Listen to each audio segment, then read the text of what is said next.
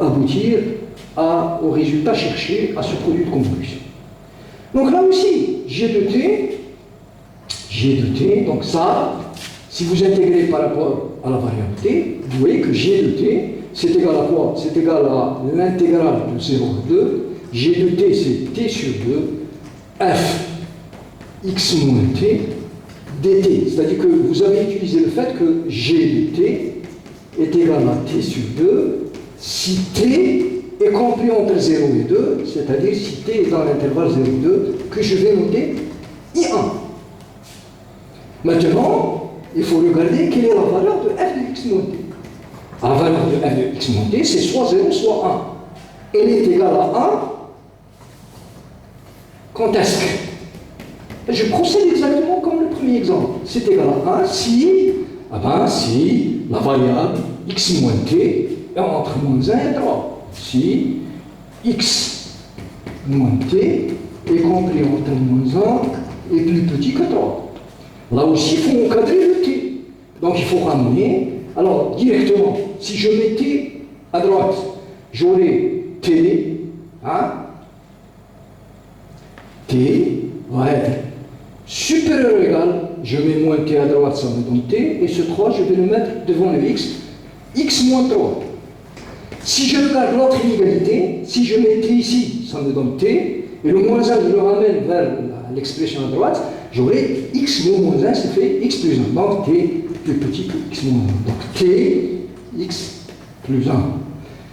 Ok, donc t appartient à quel intervalle? X moins 3, x plus 1, que je vais noter I2.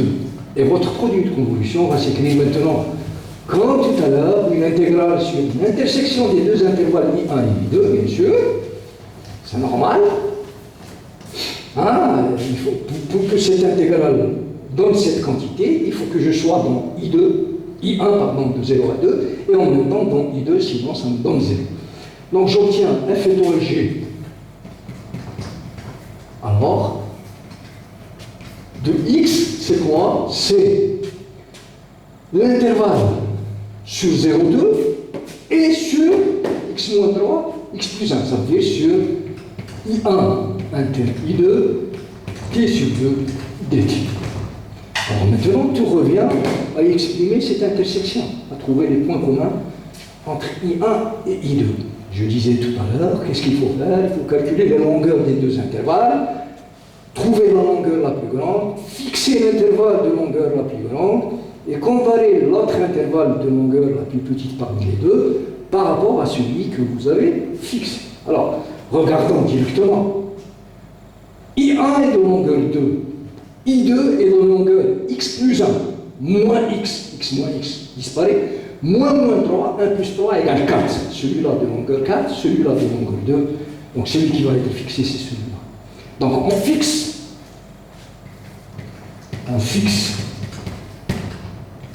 I2 de longueur x moins 3, et x plus 1. Et on compare I1 avec I2. Alors il faut faire les 5 cas possibles comme tout à l'heure. Je vous donne une idée. On va des deux premiers cas. Donc celui qui est fixé, c'est ça, c'est x moins 3, x plus 1. Donc le premier cas, c'est celui-là. Vous avez votre intervalle 0,2 qui est là. Donc ici, ça veut dire quoi? Ça veut dire que x plus 1 est inférieur à 0.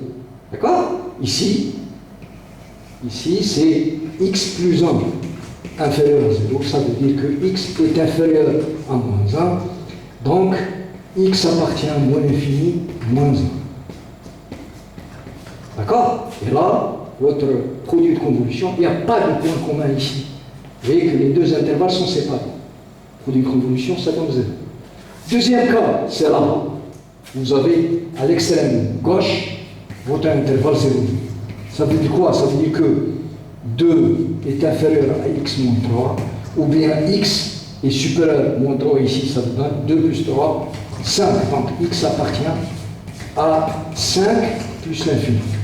Alors si vous êtes ici, pas du point commun, les deux intervalles sont séparés, produit de convolution est nul. Donc qu'est-ce qu'il vous reste? Il vous reste, donc là, je peux quand même écrire ça, et vous laissez le soin de traiter les trois autres cas tout seul. Il faut apprendre à faire ces types de calculs qui sont simples, mais intéressants. Donc, f étoile g égale à 0 si vous êtes soit là, et si x appartient à moins l'infini moins 1 union 5 plus l'infini. Il reste à calculer f étoile g sur quel intervalle. Le reste par rapport à la droite réelle de ça, c'est moins 1, 5. Pour cela, vous avez trois autres cas. Troisième. Donc ça, c'est le deuxième cas, premier. Ça, c'est le deuxième. Troisième cas, vous avez ça. X moins 3, x plus 1, et vous allez pousser un petit peu votre intervalle 0,2, comme ça. Donc essayez de trouver les bornes, et essayez de calculer dans cette situation quel est le produit de convolution. Quatrième cas, donc vous allez carrément mettre à l'intérieur de l'intervalle fixé x moins 3, x plus 1, vous allez mettre complètement l'intervalle mobile 0,2. Là aussi, vous allez trouver quel est le domaine de x en lisant bien ces inégalités que vous avez devant vous, comme tout à l'heure. Vous allez trouver I1 égale 2 et calculer f étoile g. Cinquième et dernier cas, c'est que vous êtes sur une partie à l'extrême gauche, c'est-à-dire x moins 3,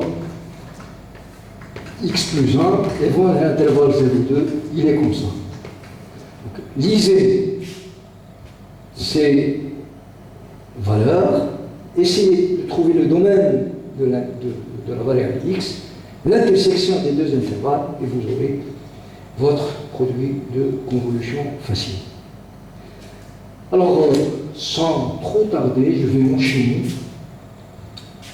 par la transformée de Fourier inverse.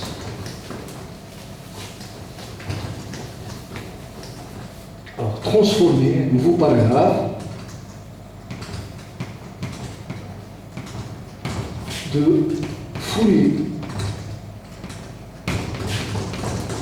inverse. Alors, je vous rappelle que le lundi passé, dans le premier enregistrement, j'avais rappelé que la transformée de Fourier est une application injective. F est injective, c'est-à-dire que si la transformée de deux Fourier de deux fonctions sont égales, si les transformées de Fourier de deux fonctions sont égales, automatiquement les fonctions sont aussi égales. Or, je sais que si elle est injective sur L1, toute application devient forcément, a fortiori, surjective sur son image. D'accord? Et subjective sur son image. Or, une application qui est en même temps injective et subjective, nous l'appelons une application bijective. C'est-à-dire, c'est une application qui va dans un sens et qui permet de revenir dans le sens inverse. C'est la bijectivité mathématique. Ce que j'appelle, moi, dans mes cours, c'est un billet de transport en aller et retour. Rappelez-vous, j'ai toujours utilisé cette expression pour vous expliquer un peu le procédé mathématique avec la logique que nous vivons. Alors, si c'est injective et subjective, elle est donc bijective. Or, toute application bijective en mathématiques admet elle admet ainsi une application réciproque. Toute bijection est inversive. Notée en notation standard en mathématiques de la réciproque de l'inverse f-1, appelée la transformée de Fourier inverse. Alors, avant de vous donner la définition de la transformée de Fourier inverse, vous allez voir qu'elle ressemble de très près à la transformée de Fourier directe. Donc vous êtes dans L1 R par rapport à la variable x, une fonction qui dépend de la variable x qui est intégrable en module. Vous allez par la transformée de Fourier f calculer f. Donc là, vous prenez une fonction f dans L1, vous allez calculer sa transformée de Fourier, mais c'est une transformée de Fourier par rapport à une variable duale que nous avons appelée la variable de fréquence. Vous voyez que la transformée inverse joue le rôle inverse.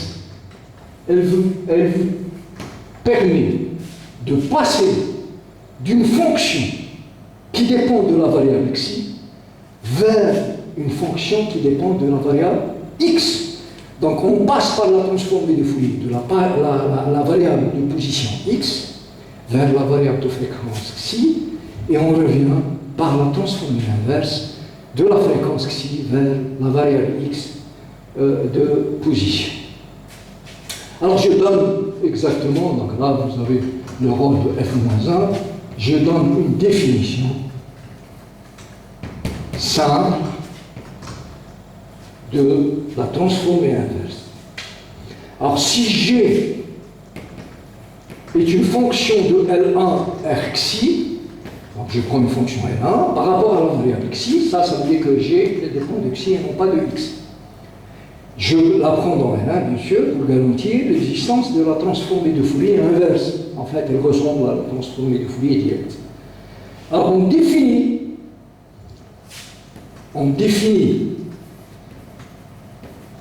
la transformée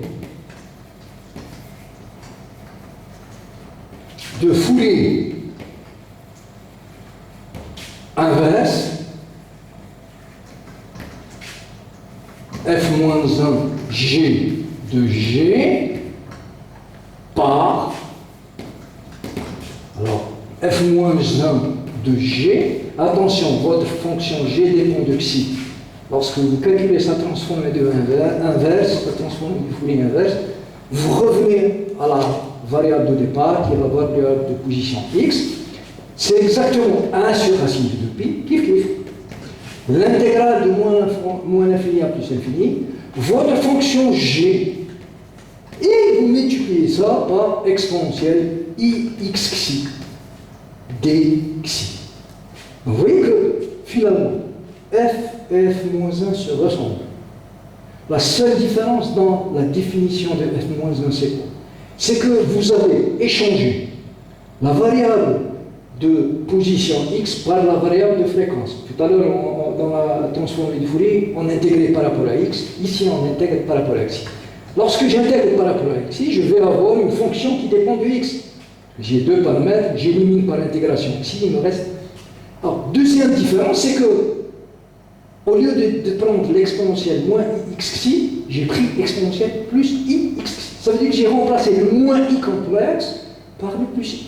Vous voyez que deux différences entre f-1 très simples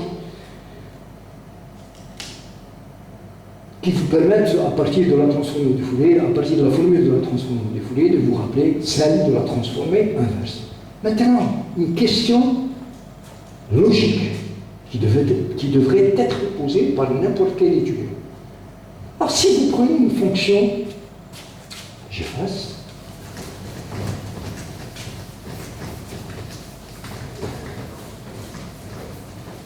si je prends une fonction f de L1 par rapport à la variable x. Donc je vais calculer f de f en xi. Question, est-ce que d'abord je peux calculer f moins 1 de tout ça? La réponse est oui, à une seule condition bien sûr, suffisante. C'est que cette fonction doit être, d'après la définition, une fonction de L1 R xi. Donc si celle-là est dans, si la transformée du Fourier de f est dans L1, si aussi sa transformée du Fourier est dans L1 par rapport à xi, qu'est-ce que ça donne f moins 1 de f de f? Est-ce que, normalement, est-ce que ça donne f? La réponse est oui et non en même temps. Ça donne f. Rappelez-vous ce que nous avons fait sur les séries de Fourier, et notamment le théorème de Dirichlet sur les séries de Fourier. C'est pratiquement la même chose. Ça donne f si f est continu. Si f n'est pas continu, ça veut dire qu'elle admet des discontinuités. On va supposer qu'il s'agit de discontinuité de première espèce. Alors qu'est-ce qu'on avait pris dans la notion de série de Fourier? On avait pris la moyenne de la limite à droite et la limite à gauche de f en ces discontinuités que nous avons appelées de première espèce. Donc on va écrire un petit théorème qui va justement résumer ce que je viens de dire. Je ne pense pas que ça va être lisible, puisque la craie blanche est de très mauvaise qualité. J'évite d'écrire avec cette craie. Donc voilà, c'est bon. Alors un petit théorème. Voilà. Soit f une fonction de L1 Rx. Ok? Admettons un nombre fini de discontinuités de première espèce. Un nombre fini de discontinuités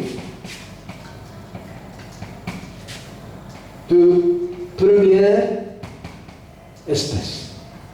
Alors rappelez-vous que ça veut dire une discontinuité de première espèce. D'abord, c'est une discontinuité. C'est un point où la fonction n'est pas continue. Pour que ça soit une discontinuité de première espèce, il faut garantir que la limite à droite en cette discontinuité existe, et est finie bien sûr, et aussi la limite à droite, à gauche, en ce point, existe, et ça donne une limite finie. Alors, toute discontinuité de ce type-là, nous l'appelons une discontinuité de première espèce. Si la transformée de Fourier de f, c'est-à-dire ff, voilà, appartient à L1 R par rapport à la variable de fréquence xi, hein, pour pouvoir calculer ça, alors on a deux points f-1 transformé de ff en x, c'est quoi? Ah ben, c'est exactement f de x plus f de x moins. Bon, peut-être je continue pour que ça soit visible. Voilà. C'est f de x plus, limite à droite, plus f de x moins, la limite à gauche, divisé par 2. C'est-à-dire que je prends la moyenne des deux. Ça veut dire quoi cette écriture? Je continue pour que ça soit clair et net. Ça veut dire quoi? Ça veut dire que c'est, continuer à côté, f de x, si f est continu en x, allez, si votre fonction est continue, ça veut dire que sa limite à droite et sa limite à gauche sont égales, à l'image de f en x, f de x, vous aurez f de x plus f de x, ça fait 2 fois f de x divisé par 2, ça vous donne f de x. Sinon, Donc vous êtes dans une discontinuité de première espèce, prenez la moyenne, la somme des deux divisée par 3. Voilà un résultat qui ressemble au théorème de Dirichlet pour les séries de Fourier. Alors je vais vous donner un exemple. Voilà, très bien.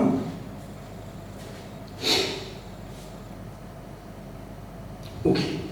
Alors si je prends la fonction f de x égale exponentielle moins a, valeur absolue de x avec a positif. Alors rappelez-vous, nous avons déjà fait ce calcul en maintes fois, que la transformée de Fourier de cette fonction, nous savons que c'est une fonction L1, et nous connaissons la valeur de sa transformée de Fourier, racine de 2 sur pi, a sur a2 plus xi.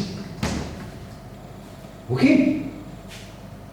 Alors d'abord, je sais que cette fonction exponentielle est une fonction continue. Elle n'a pas de discontinuité. Elle est continue sur 1, donc elle ne pose pas de problème.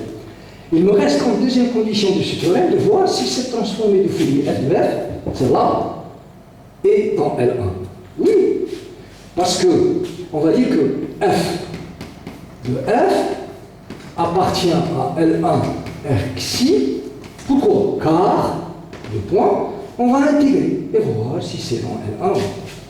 L'intégrale de moins l'infini à plus l'infini du module de la transformée de Fourier, c'est-à-dire racine de 2 sur pi, a sur a2 plus xi2, à intégrer par rapport à la variable xi. C'est une fonction xi.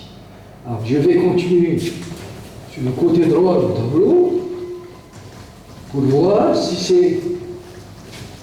cette intégrale est fine. Ok? Alors ça me donne quoi?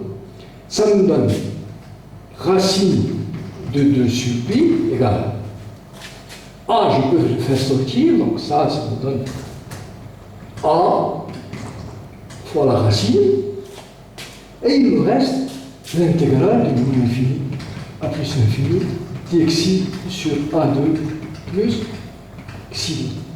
Or, justement, ça c'est pratiquement une arctangente, rappelez-vous. Rappelez-vous que l'intégrale, bon, je le rappelle ici, donc ça c'est a racine de 2 sur pi, l'intégrale de moins l'infini à plus l'infini.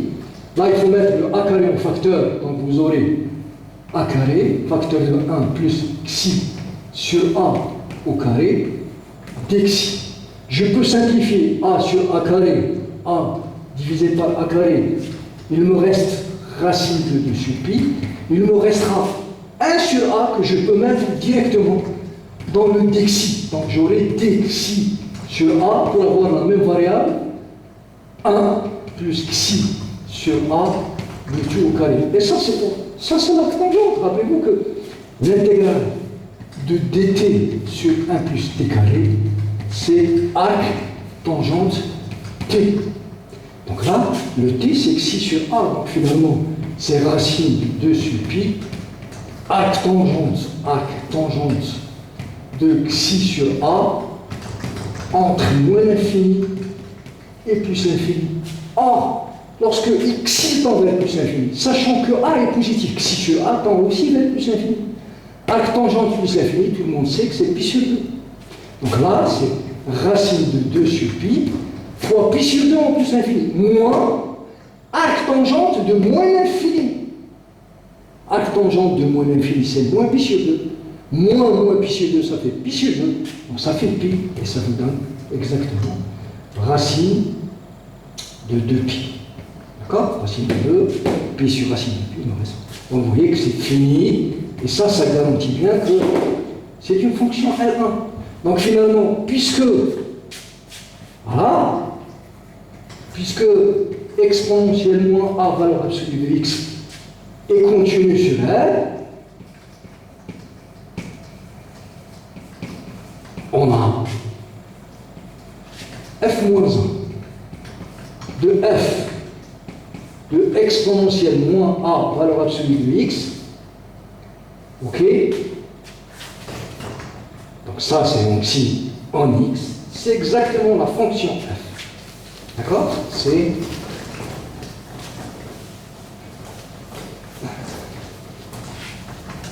c'est égal à exponentielle, c'est f de x, moins a, valeur absolue.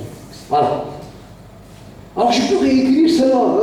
Ça c'est quoi en fait? Ça c'est f moins 1. Alors c'est écrit, cette transformée de Fourier, c'est racine de 2 sur pi, a sur a2 plus xi2. D'accord? En x, c'est égal à quoi? Par définition. Ça, c'est exponentiel. Moins a valeur absolue de x. D'un côté. De l'autre côté, si j'applique la définition pour calculer cette transformée de Fourier inverse, j'aurai quoi? J'aurai la situation suivante. J'aurai 1 sur racine de 2pi, l'intégrale, bon, bien sûr, je peux faire sortir les constantes, a, racine de 2 sur pi, c'est deux constantes, d'accord? L'intégrale de moins l'infini à plus l'infini, exponentielle ixi sur a2 plus xi2 dxi. D'accord? Et là, qu'est-ce que je remarque? Je remarque que ça, c'est, je peux quand même simplifier, voilà, racine de 2 avec le racine de 2, la racine de pi fois la racine de pi, donc j'aurai a sur pi, d'accord? Ok. L'intégrale de moins l'infini à plus l'infini, n'oubliez pas que l'exponentielle xi, c'est quoi? C'est cosineuse xi plus i sineuse xi divisé par a2 plus xi2 dxi. Et là, vous allez avoir une bonne expression mathématique que vous n'avez pas le moyen de calculer directement, mais par le biais des transformés de Fourier, Fourier direct et inverse, vous pouvez les calculer facilement. Je veux dire, c'est que, regardez, la fonction cosineuse, tout le monde sait qu'elle est paire. Cette fonction par rapport à xi, par rapport à la variable d'intégration, elle est aussi paire à cause de ce cas. Donc le pair par le pair, c'est une fonction paire. Par contre, la fonction sinueuse est impaire, divisé par le pair, ça fait impair, et l'intégrale d'une fonction impaire sur un intervalle symétrique, ça donne 0. Donc là, c'est comme si vous enlevez la fonction sinueuse à cause d'une intégrale nulle d'une fonction impaire. Donc ça, c'est a sur pi, l'intégrale de moins l'infini à plus l'infini cosineuse xi divisé par a2 plus xi carré dxi est égal à exponentiellement a ou de 2x. Je peux même, le fait que cette fonction est paire, je peux diviser cette intégrale en deux parties. Parce que, à cause de la parité, c'est-à-dire, je peux écrire plus que ça en utilisant la parité de la fonction que vous êtes en train d'intégrer. Alors, c'est quoi cette parité? C'est que j'ai 2a sur pi, l'intégrale de 0 à plus l'infini, je divise l'intervalle de l'intégration par 2, je multiplie par 2, cosineuse xi sur a2 plus xi2 dxi, c'est exponentiellement a module de x. Ou bien, si vous voulez, l'intégrale de 0 à plus l'infini, cosinus xi sur a2 plus xi2 dxi, c'est exactement, voilà, exponentielle, c'est pi sur 2a exponentielle moins a module de x. Alors, en particulier, puisque là, vous voyez que le x joue le rôle d'un paramètre. Si je prends x, par exemple, égale 1, alors j'obtiens l'intégrale de 0 à plus l'infini, cosinus xi sur a2 plus xi2 dxi, c'est exactement pi sur 2a, pi sur 2a, fois e, puisque là vous aurez x égale 1, ça fait 1, e moins a, donc vous avez e puissance a. Exact. Donc vous voyez que l'intérêt, un des intérêts de la transformée de Fourier, de sa transformée de Fourier inverse, est que vous pouvez calculer certains types d'intégrales que vous n'avez pas le moyen et l'avantage de calculer par des considérations autres. Ok? Alors, j'écris quand même un petit mot, une petite remarque, je vais effacer là-dessus, concernant la transformée de Fourier inverse. Alors, toutes les propriétés que nous avons vues sur la transformée de Fourier directe restent valables pour la transformée de Fourier inverse. Alors, je vais carrément intituler ce paragraphe quelques propriétés. Afdal, quelques propriétés. Alors, pour dire que la transformée de Fourier inverse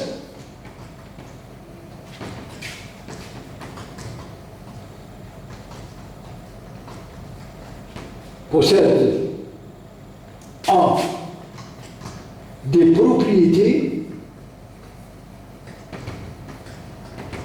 analogues, similaires, identiques, kiff à la transformée de Fourier, à la TF, directe, normale. Puisque, pourquoi ça? Parce que nous avons vu tout à l'heure que qu'est-ce qu'on avait fait en définissant la transformée inverse? On avait juste échangé le rôle des variables x et xi, et on avait échangé le plus i, le moins i par le plus i. Puisque seule la variable x est remplacée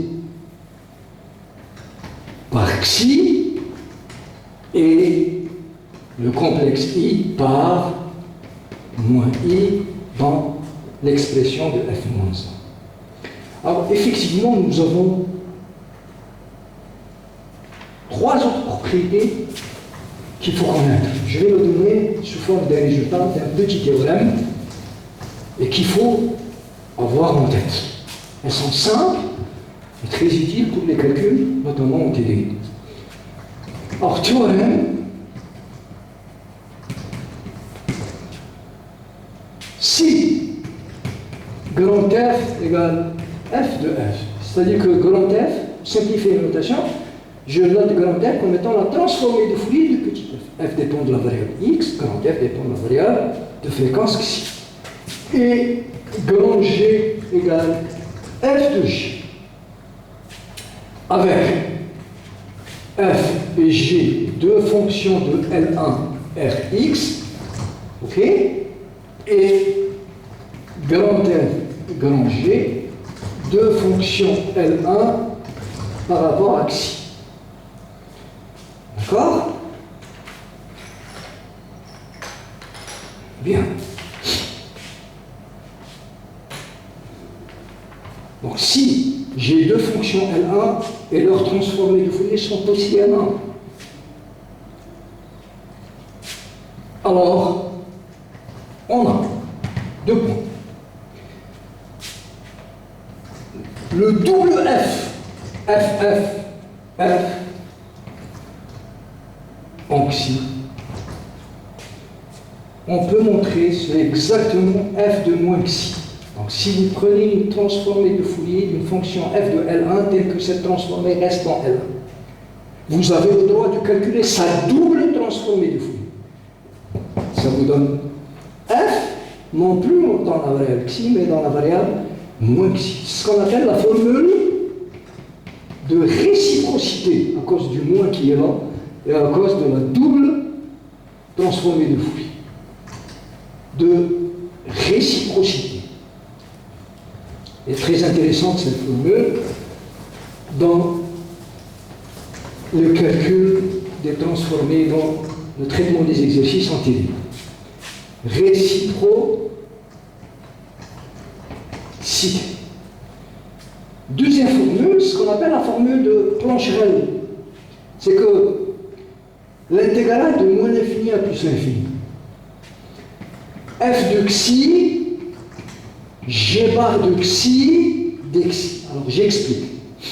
Là, vous intégrez le produit de la transformée de Fourier de f par la partie conjuguée de la transformée de Fourier de g, grand G. Ça, c'est le conjugué complexe, parce qu'une transformée de Fourier, en général, si elle n'est pas réelle, en général, elle est complexe. Alors ça, ce n'est que l'intégrale de moins f à plus f, de quoi? De f de x, g bar de x, dx. C'est-à-dire que cette intégrale ne change pas en passant à la transformée de Fourier, ou bien en revenant par la transformée inverse. En mathématiques, on dit que la transformée de Fourier est une isométrie. Elle conserve une égalité intégrale de ce type-là. C'est ce qu'on appelle la formule de Plancherel. De Plancherel. Ok? La dernière formule, c'est une conséquence immédiate de Plancherel, c'est ce qu'on appelle la formule de Parseval. Elle ressemble à la formule de Parseval que nous avons déjà vue au chapitre 6 sur les séries de Fourier. Alors, Parseval, toujours avec un S et non pas un C, eh bien, prenez dans Plancherel, prenez grand F égale grand G, c'est-à-dire vous allez prendre petit f, c'est exactement petit g. Alors l'intégrale de moins l'infini à plus l'infini, si f est égal à g, vous aurez f de xi fois f de xi bar. Or, un nombre complexe multiplié par son conjugué, ce n'est que le module du nombre complexe au carré. Donc ça, c'est le module de f de xi au carré de xi, et même principe pour le produit de f par son conjugué, qui est égal à l'intégrale de moins l'infini plus l'infini du module de f de x au carré dx. Donc voilà ces trois formules à avoir en tête, coûte que coûte. D'accord? On va entamer finalement notre dernier paragraphe, c'est des applications. Je vais effectivement terminer aujourd'hui ce chapitre 7 sur la transformée de Fourier. C'est un chapitre calculatoire simple. Il suffit de connaître les définitions et les bases de calcul, notamment ce que je faisais depuis la séance passée jusqu'à aujourd'hui, concernant les techniques et les méthodes de calcul sur la transformée inverse et sur le calcul du produit de convolution qu'il faut savoir et connaître, le faire. Donc j'efface là-dessus. Alors, quelques applications.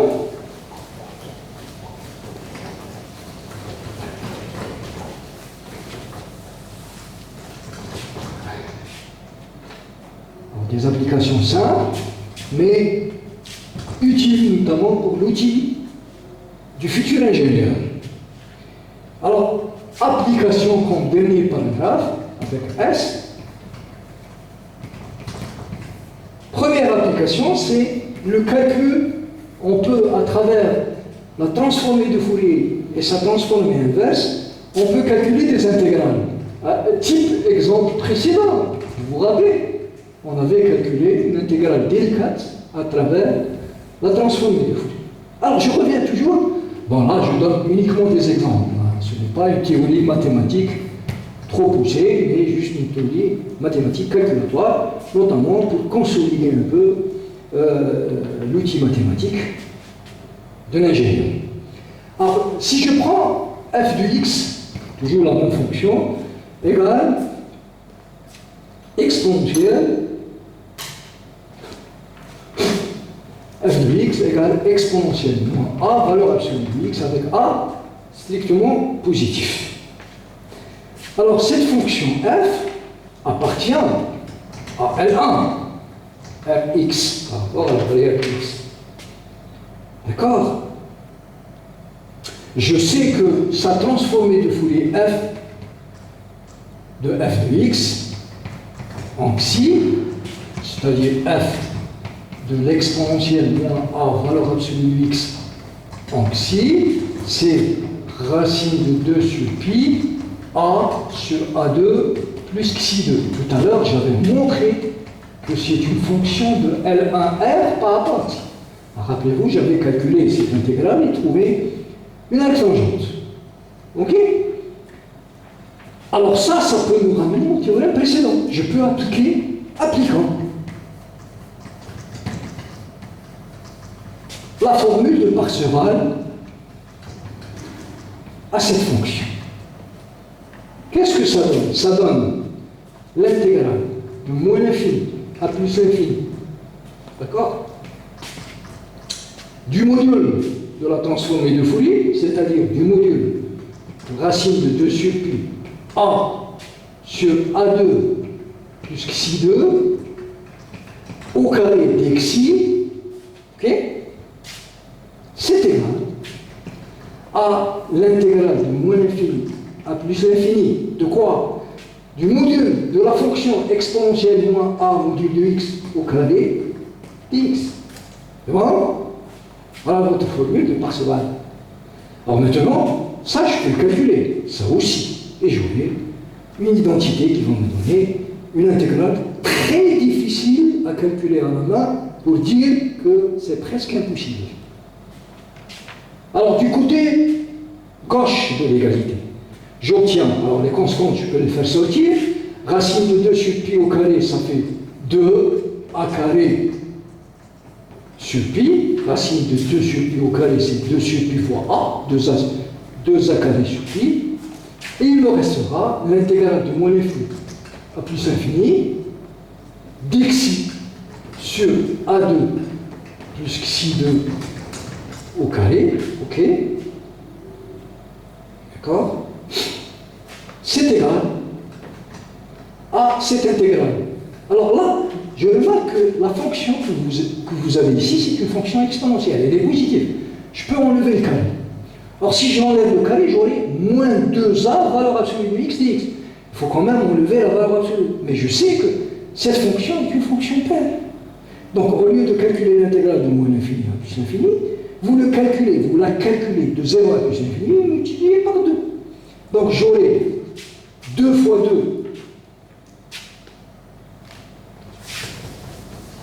Donc 2 fois 2, ça fait, non, j'aurai 2, l'intégrale de 0 à plus l'infini, ok? Exponentielle moins a, entre 0 et plus l'infini, x est positif, sa valeur c'est, donc moins 2a x dx. D'accord? Et ça c'est simple, c'est 2 fois, c'est quoi l'intégrale de exponentielle moins 2ax? C'est moins 2ax divisé par moins 2a entre 0 et plus l'infini. Alors, puisque a est positif, lorsque x tend vers plus l'infini, ça donne 0. Donc, moins par moins, ça fait plus, exponentielle 0, c'est 1, donc vous aurez 2 sur 2, ça fait 1 sur a. Donc, vous aurez cette intégrale, l'intégrale de moins l'infini à plus l'infini dxi sur a2 plus xi2 au carré, c'est égal à quoi? Donc, vous voyez que c'est une intégrale délicate, qui n'est pas du tout simple à calculer en main. C'est, donc je simplifie, oui, je divise, pardon, pi sur 2a carré, d'accord? C'est pi sur 2a carré fois 1 sur a, donc ça fait pi sur 2a puissance 3. Alors en particulier, si vous collez a égale 1, vous aurez une intégrale que vous avez dû sûrement rencontrer quelque part, notamment en physique ou bien en chimie. L'intégrale de moins l'infini à plus l'infini, dxi sur 1 plus xi carré, je prends a égale 1 comme cas particulier au carré, c'est exactement ça, cette intégrale, c'est pi sur 2 fois 1 puissance 3, ça fait pi sur 1. Vous voyez que c'est un grand intérêt d'utiliser la transformée et sa transformée inverse. Voilà une intégrale délicate qu'on peut retrouver facilement à l'aide de la formule de Parseval. On va un premier paragraphe qui consiste à vous montrer que parmi les vertus de la transformée de Fourier est le calcul de certaines intégrales très délicates. Deuxième vertu, la résolution des équations intégrales. Résolution des équations intégrales. Très bien. Ok. Donc, exemple. Soit l'équation intégrale suivante. Alors, cette équation, l'intégrale de moins l'infini à plus l'infini, f de x moins y, f de y, dy égale 1 sur 1 plus x carré. Donc, on cherche la solution qui est une fonction, la fonction inconnue c'est la fonction f, mais donc L1 par rapport à la variable x. Et cela dans l'intérêt, dans notre intérêt, de pouvoir utiliser l'outil de la transformée de Fourier. Alors, essayons de résoudre cette équation intégrale. Alors d'abord, il faut bien regarder l'équation. Ça doit vous rappeler quelque chose. Normalement, ça doit vous rappeler l'expression du produit de convolution de la fonction f par elle-même. Tout à l'heure, j'avais utilisé, c'est juste pour un peu brouiller les pistes, j'avais utilisé la variable t. F de x moins t, g de t dt. T on remplacé par y, f de x moins y, g de y et y. Mais là, la fonction g c'est f. Donc ça, je reconnais que l'expression à gauche de cette égalité, ce n'est que le produit de convolution de la fonction f par elle-même. Donc, on reconnaît, voilà, on reconnaît l'expression de f étoile f en x, puisque lorsque vous intégrez en y, vous aurez une expression par rapport à x. Dans la partie gauche de votre équation. Alors, ça nous permet d'écrire f étoile f de x égale 1 sur 1 plus x carré. D'accord? Alors là, c'est très instructif cet exemple. Pourquoi? Parce que d'abord, je vais remarquer que cette fonction 1 sur 1 plus x carré est une fonction de L1Rx. Pourquoi? Ben c'est simple, parce que c'est son intégrale, sa primitive, est une arctangente. L'intégrale de moins l'infini plus l'infini car de dx sur 1 plus x carré, ce n'est que l'arc